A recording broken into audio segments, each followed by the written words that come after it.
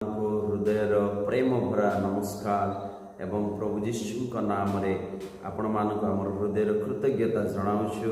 आज आपण मानक निकट में आम मैंने गोटे शुभ संदेश नहीं आसीचु जे आमर मंडली रे यही प्रार्थना गृह आम 40 दिन प्रार्थना आज आरंभ करने जाऊँ।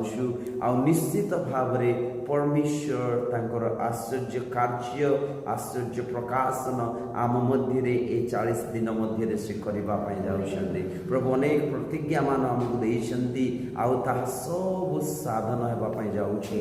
ए दिन मानक केवल 40 दिन मध्य नुहे परमेश्वर 40 दिन पर अनेक आश्चर्य कर्म आम जीवन में करने जाऊँगी।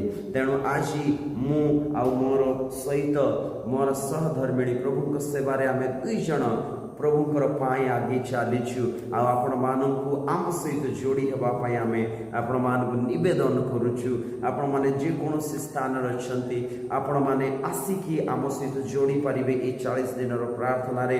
आपण मानकर जदि कौन प्रार्थनार विषय अच्छी आम सहित सेयर करें आम प्रार्थना करवा परमेश्वर 100% ग्यारंटी काम करने जाऊँगी। हुए तो ये शब्दटी समस्त ग्रहणीय हो न पारे किंतु परमेश्वर कौन कार्य की असंभव अटे ताहा परमेश्वर कहती। तेणु आपण माने आगे आसतु आपण मान समस्त आवश्यकता नहीं आसतु आपण माने लेखिकी आसतु कौन दरकार अच्छे आपण मानू आ परमेश्वर आपण मानकर कार्य को पूर्ण करने जाऊँगी।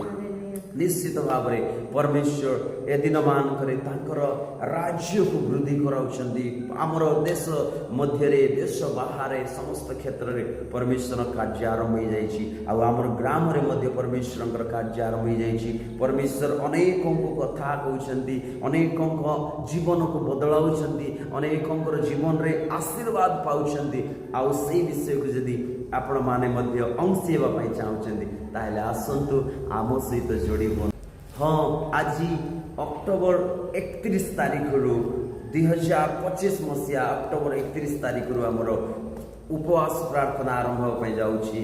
आ दीर्घ दिन नवेम्बर संपूर्ण मास एवं डिसेम्बर 9 तारीख राति समाप्त होगापी जाऊँगी। आतेबले 40 दिन यात्रा आम समस्त आश्चर्य कार्यर गोटे साक्षी होगापी आम जाऊँ। तेणु आपण मैंने आसतु आम सहित जोड़ी हूँ आ परमेश्वर आशीर्वाद को प्राप्त हूँ। धन्यवाद। Praise the Lord. प्रभु आशीर्वाद।